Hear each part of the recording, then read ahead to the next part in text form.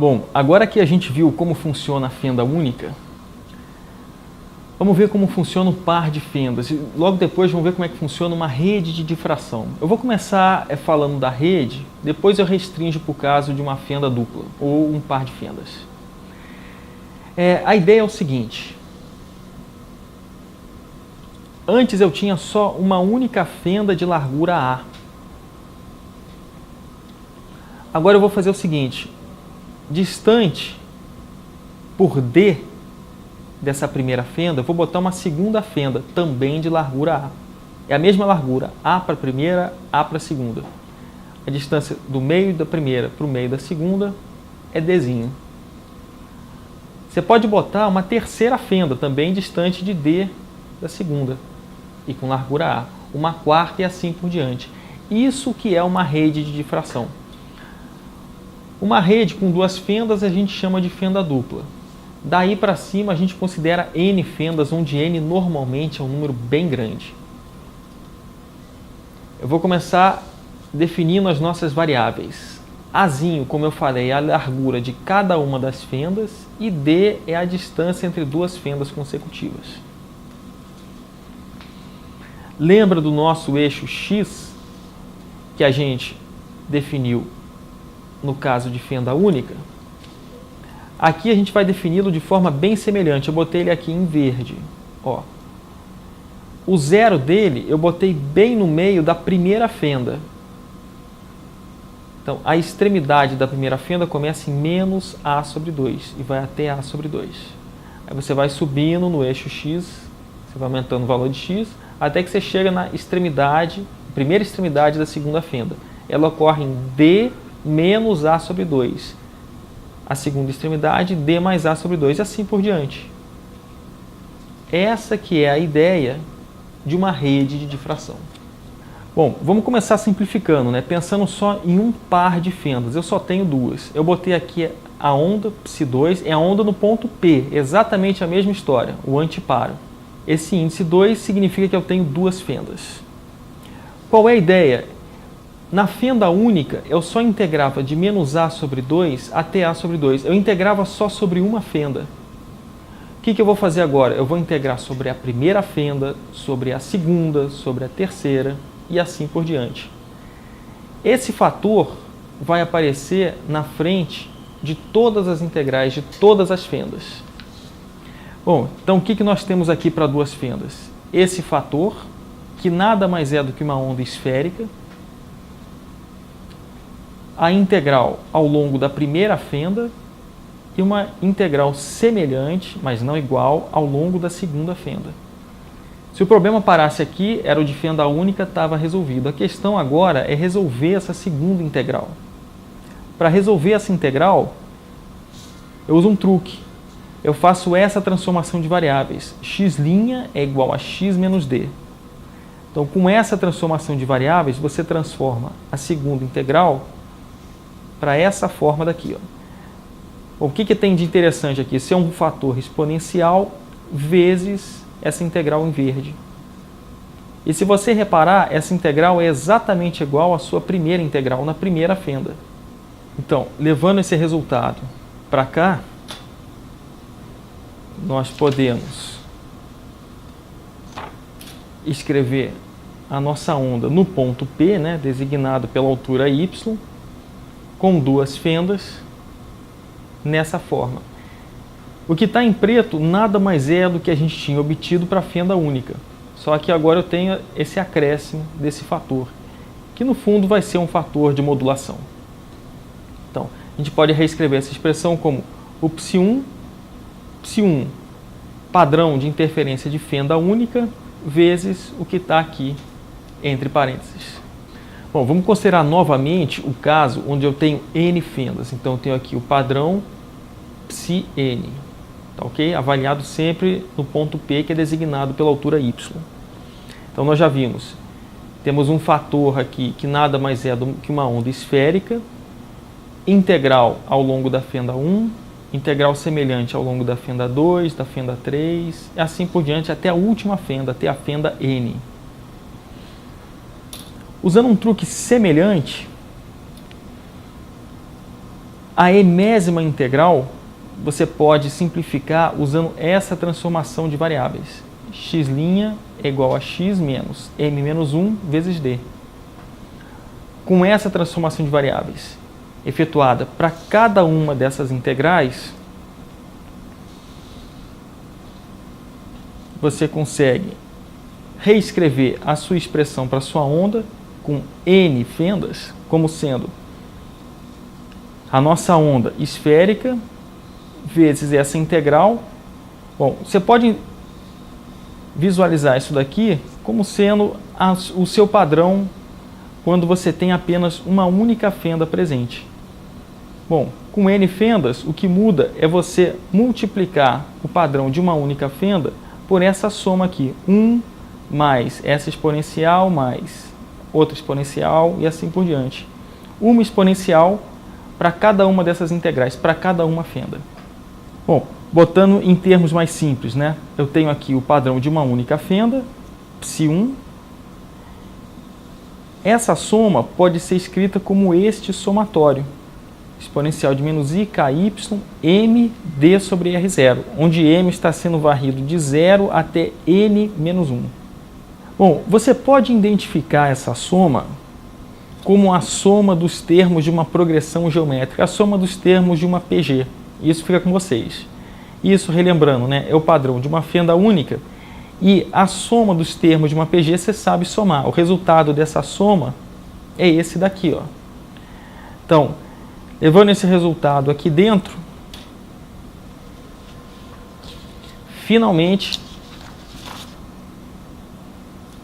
você chega ao seu padrão de interferência para uma rede com N fendas. Então, é o padrão, né? É a sua onda com uma única fenda vezes esse fator de modulação. O importante para a gente, né, não é a onda propriamente dita, mas a intensidade. Ela que vai me dar o brilho da luz. Então, a intensidade nós sabemos que é proporcional ao módulo da onda ao quadrado. Então, quando eu tenho um padrão com N fendas, né, tenho aqui a onda com N fendas, vou ter o psi_n ao quadrado. Se vocês pegarem essa expressão e tomarem o módulo ao quadrado, o que é módulo? Essa função vezes seu conjugado. Você vai chegar neste resultado daqui, ó. O que é o I1? I1 é a intensidade que você iria obter com apenas uma única fenda presente. Então, é a intensidade com uma única fenda vezes esse fator de modulação. Perceba a diferença desses senos, ó. Ambos estão ao quadrado. O que difere no argumento deles é só o n. N é o número de fendas, ok? O que difere é só o n, o número de fendas, e nada mais. Vamos começar a ver uns casos especiais para esse padrão de interferência. O caso mais simples, duas fendas. Então, bota n igual a 2 aqui, duas fendas, eu vou ter n1. Você pode simplificar essa expressão, você vai encontrar que o padrão com duas fendas é 4 vezes I1, padrão de uma fenda, vezes esse cosseno ao quadrado, esse fator de modulação. O padrão resultante ele vai ser bem interessante pelo seguinte: se fosse só esse cosseno, o que eu teria? Eu teria uma função oscilante. À medida que eu vou aumentando o seno de θ, eu teria uma função em vermelho aqui que oscila, cujo valor máximo é 1 e cujo valor mínimo, como está ao quadrado, é 0.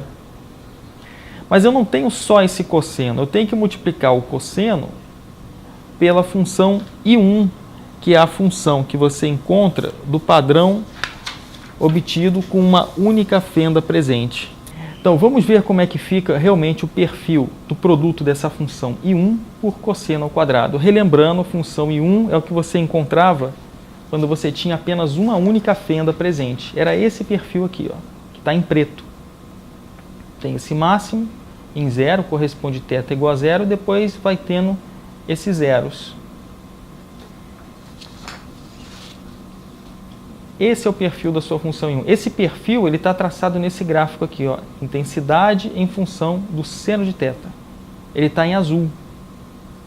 Ele tem esses zerozinhos aqui. Esses zeros caem em lambda sobre A, onde A é a largura de cada uma das fendas e lambda é o comprimento de onda.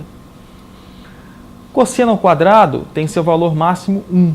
Então você vai multiplicar o cosseno ao quadrado, é alguém que oscila, sempre chega a 1, vezes essa envoltória aqui em azul. O resultado dessa multiplicação é esse perfil aqui em vermelho. Ó. Você vai ter esses máximos. Esses máximos vão ocorrer sempre quando o seno for igual a lambda sobre d. Então você tem o máximo em 0 vezes lambda sobre d, 2 lambda sobre d e assim por diante. Você vai ter também zeros aqui e você vai ter os zeros da sua própria envoltória. Esse perfil em azul, na verdade, não existe. Eu só tracei para ajudar a gente a fazer o gráfico. É o I1. Existe é o I1 vezes o cosseno ao quadrado, que é o perfil que está em vermelho aqui traçado. Então, vamos dar uma olhada um pouquinho melhor nesse cosseno ao quadrado. Tá? Esse cosseno ao quadrado ele tem máximos sempre que o seno for um múltiplo de lambda sobre d. Então, n é igual a 0, mais ou menos 1 e assim por diante. Esses máximos você pode ver aqui, ó, 0, n igual a 1, n igual a 2 e aí vai embora. Esses máximos são ditos máximos principais. Vamos dar uma olhada melhor agora onde caem os zeros da envoltória. A envoltória, lembrando, ela era o perfil de intensidade que você obtinha com uma única fenda presente. Ele era o I0, seria uma fonte pontual, né? Seno ao quadrado sobre esse fator.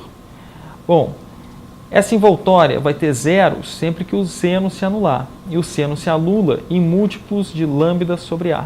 Quando m for igual a mais ou menos 1, você tem aqui um zero. Quando lambda for mais ou menos 2, você tem outros 2 zeros. E assim por diante. Bom, em princípio, m igual a 0 ia tornar o seu seno zero também, seu seno nulo, seu seno ao quadrado. Mas repara o seguinte, ó, se m for igual a 0, você também tem um zero embaixo, você tem uma indeterminação, você tem seno de 0 dividido por 0. Você pode mostrar que, nesse caso, nesse limite, né, seno ao quadrado de x sobre x ao quadrado, quando x tendendo para 0, isso aqui tende para 1. Nós já vimos o caso de uma única fenda, de duas fendas. Agora vamos dar uma olhada para o caso geral, onde nós realmente temos n fendas. Então, para n fendas, a gente tem aqui o padrão de uma única fenda vezes esse fator de modulação. Vamos dar uma olhada primeiro só para o fator de modulação. Se você fizer um gráfico desse fator, eu botei ele aqui em vermelho. Você vai encontrar algo desse tipo. Você tem um máximo bem grande, ele cai a 0, depois você tem máximos aqui secundários, pequenos, cada vez menores. Aí você volta a ter um outro máximo grande, principal, 0 de novo, outros máximos satélites e assim por diante. Esses máximos principais, eles ocorrem sempre que o seno de θ for um múltiplo de lambda sobre d. Bom, como o nome já diz, né? Eles são máximos principais porque eles são mais intensos, muito mais intensos do que esses máximos satélites, e o número desses máximos aqui, esses máximos secundários, ele é dado pelo número de fendas que você tem, ele é dado pelo n. Os máximos principais sempre vão ocorrer quando o seno do ângulo for n lambda sobre d, onde n é 0, mais ou menos 1 e assim por diante. Múltiplos de lambda sobre d. Então, para esses ângulos aqui, ó, θn, o seno de θn é igual a lambda d vezes n, você vai sempre ter o máximo. Lembrando o seguinte, ó, o padrão de intensidade não é esse. Isso é só esse fator de modulação. Esse fator daqui, ó. Eu ainda tenho que multiplicar isso pelo padrão existente com uma única fenda. Então, eu tenho que multiplicar esse padrão por essa envoltória. Esse gráfico em azul é o que a gente encontra com uma única fenda presente. Eu só estou fazendo aqui metade do gráfico, tá? Isso aqui é espelhado, é totalmente simétrico. Então, o que nós devemos fazer? Multiplicar o gráfico em vermelho pela curva em azul. O resultado, a resultante, né, vai ser esse padrão aqui em vermelho, do lado de dentro. É isso, na verdade, que a gente observa, esse padrão em vermelho. Um máximo em torno da origem, outro máximo satélite e assim por diante. Esses máximos principais nós conseguimos observar. E eles ocorrem sempre em múltiplos de lambda sobre D. O primeiro é em lambda sobre D, esse segundo é em 2 lambda sobre D e assim por diante. Lembrando que a envoltória, ó, ela sempre vai zerar, sempre vai fazer essa curva resultante zerar em múltiplos de lambda sobre A.